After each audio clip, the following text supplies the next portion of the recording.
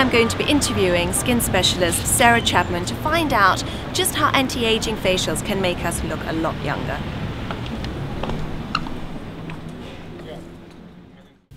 Well, Sarah, fantastic to meet you today. Now, anti-aging facials have become commonplace in a way. You know, every spa you go to is offering an anti-aging facial. What do you look for when booking an anti-aging facial? How do you know if it's going to be the real thing? I think you've got to look for something that's going to deliver something different to what you can do at home, because there are some great anti-aging products, fantastic ingredients now that give us great results that you're putting on all the time at home. What you need in a treatment is something that kind of takes that to another level and maximizes it. So the use of different machines, the use of machines to maybe push your products into the skin so that we can get much better penetration of product, and technology like we use today with the LED light. Those sorts of things you should look for, because then you're going to get more out of that than doing your regular routine at home. Also, massage is so powerful. And you can do little massage techniques at home that really help, but to have that really deep professional massage can be very beneficial. So what are the key things? So you say massage really works, LED lights, yeah, and then products obviously make a difference as well. I mean, are there particular products as a facialist you able to use that you couldn't buy over the counter, or is there are, yeah. So we can get hold of what we would call professional strength products.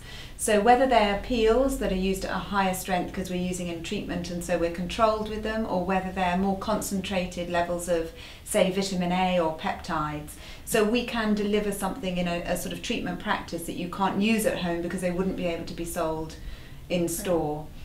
Just from a regulation point of view and from a safety point of view, because some of the products that we use can be really intense, can get great results, but if you use them incorrectly at home twice a day when you're only supposed to use them once a week or whatever, then you could end up with problems. So do you think that having regular facials does make a difference to one's skin, or is it a short-term pick-me-up, but really it's not going to go a long way towards making you look younger? It depends what sort of treatments you're having. There's definitely a short-term element to some treatments. If you want to get an instant fix, an instant brightening, tightening sort of look, which maybe lasts for a few days. If you do the sorts of treatments that we've done today, where you're working with some advanced machines, technology, we're really working on a much more cellular level in the skin. So a change that happens is a change that will then build on more change and give you cumulative results. So we very much approach the skin from a skin health aspect. We want to make the skin as healthy, as strong, as resilient as possible. So we are working much deeper in the skin than just by applying creams topically. So it's not you're not trying to get rid of lines. You're just trying to make the skin look as healthy as it can, whatever your age. Yeah, and part of that will soften lines and will make the skin appear much better as well. But it's really, as part of the aging process, as we know, everything sort of slows down in the skin. So your cell reproduction slows down, your production of collagen from your fibroblasts slows down, some of your fibroblast cells sort of go into sleep. And so there is this kind of slip into the aging process. What we want to do is we want to keep kick-starting all of that so that the cells are producing, everything's awake, it's functioning how it did when you were much younger. That way the skin on the surface looks much better as well, but it's coming from within. I also think as well it's important to be targeting all different layers of the skin and different areas in the skin, because if we just work on making the surface look better but the underlying structure is collapsing, it's a bit like a building. If the walls collapse, the whole thing on the outside starts to look bad. So we should target as much as we can. We also get people onto different supplements if it's going to be beneficial for them, so internally and externally treating. And I think that's the way you can really see good results. So how often would you need to have a really good anti-aging facial to get the benefit from it? We would say minimum as a sort of maintenance once every 4 weeks. And as we work with the skin on a sort of 3 to 4 week cycle, it takes that long, as you know, for the cells to come up to the surface. So if we do it on every sort of 3 to 4 weeks, we're actually keeping up with the skin and what's happening. Any longer than that, you almost take steps backwards before you try and bring the skin forwards again. If we wanted to do an intensive course, which we do for clients who come every month, a couple of times a year we see them once a week or twice a week, just for a little blast to really get the skin going again. Seasonal changes in the skin, stressful times, hormonal changes, or any issues that are affecting them where the skin just starts to look much more tired, we can give a blast a little bit more often. So how much would a really good anti-aging facial set you back? You would be looking at around £130 for an anti-aging facial. We do an hour-and-a-half bespoke treatment, so in that we'll target exactly what your skin needs.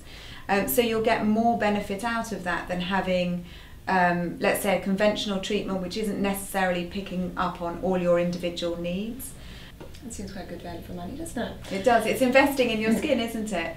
It's like some people say, you know, you'd buy a jumper or a piece of clothing for a certain price and wear it maybe 5 times. Your skin is there every day. It's like when you have a bad haircut, how it makes you feel.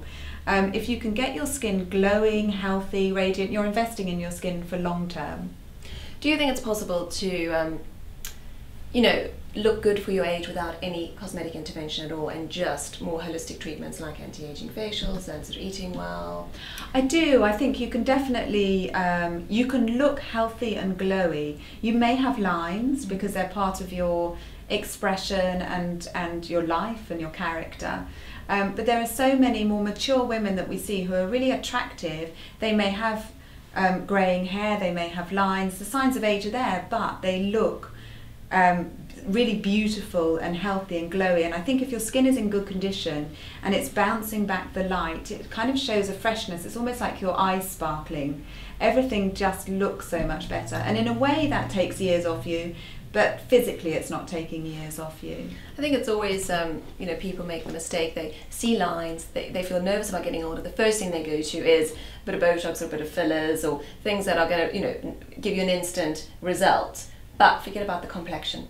Yes. And that's where you come in. So Yes. is it something you could use in conjunction even if you are having cosmetic treatment? Absolutely, and we have a lot of clients that will do that as well. One of the main things we've noticed over the years is uneven pigmentation on the skin, quite often from overly harsh treatments or sun exposure or hormones or whatever it is. And that uneven skin tone is actually quite aging, and in a way more so than a line. If you don't look after the skin, protect the skin from the sun, really work with your skin health, and you go and have injections, it won't look right anyway because it won't match what's going on in your skin. If you are somebody that likes Botox and fillers and injections, get your skin as healthy as possible as well, and then it will match and you will actually look better. Are there any particular ingredients that you think are really powerful and that one should always look for when choosing a skincare brand, for instance? If you're looking at anti-aging, my first ingredient would always be vitamin A. It's the only anti-aging ingredient apart from sunscreen that's approved by the FDA in the States. They've really shown that it works. It helps to reverse cellular damage, has so many amazing anti-aging effects on the skin.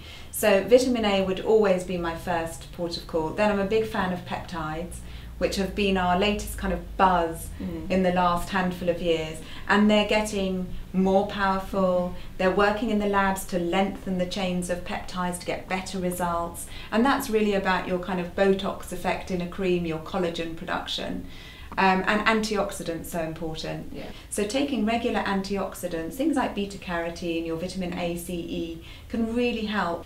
Is it better to, you know, talking about a skincare regime, is it better to use the same products all the time or to really challenge your skin and introduce new products every month or so? If you're using ingredients like the vitamin A and peptides that we've talked about, you should really use those on a daily basis to build them up in the skin, because then when you stop using them, they're going to start to deteriorate again. Vitamin A gets broken down in the skin every day just by light and life, basically. So if you're using those sorts of things, it's good to stick to them every day long term. But if your skin goes through a challenging time, so say you go into winter and it gets really dehydrated, there's nothing wrong with bringing something else into your routine just for that moment of time to target the dehydration, or if it's post-summer, target your pigmentation and skin sort of tone, but keep your core products that you use on a regular basis. Right, so consistency is best. Yeah. And what's your number one anti-aging tip? It would be really sun protection factor, which is something really quite boring and probably what everybody says, but it's absolutely 100% true. If you protect your skin from UVA and UVB, I think that's the crucial thing as well. When people are looking for sun protection factor, to look for the good UVA and UVB. If you've protected your skin throughout your life, there's no doubt that you will age much better. And I think sort of gone are the days where people want to sit out and kind of fry in the sun, or sunbeds, and I know people still do them, but it's the worst thing in terms of everything that happens to your skin, breaking down collagen, so getting slackening, pigmentation, skin tone, cellular damage. It's kind of the worst thing. So SPF every day would be your trick. That's good, because I ask everyone this question. Everyone says the same thing. Oh, do they? That helps me get my message across about sun protect, sun protect, Right, sun protect. right. I know, you kind of want to come up with something a little bit more creative, but actually that, if you could only do one thing, that would be the one thing that would make sense. Well, it's Christmas party season. Everyone's, getting spruced up to go out for their big nights out. What can you do to really give your skin that boost before a sort of a special event? A sort of instant fix.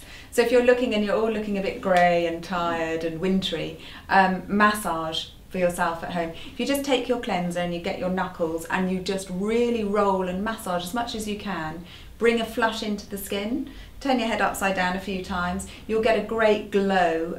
Doing a face mask as well and a little bit of prepping treatment is going to give you a bit of freshness and tightening. Fantastic. Let's get on with the massage. Ooh, love it. Fantastic. Thank you so much, Sarah. That's really interesting. Thank you.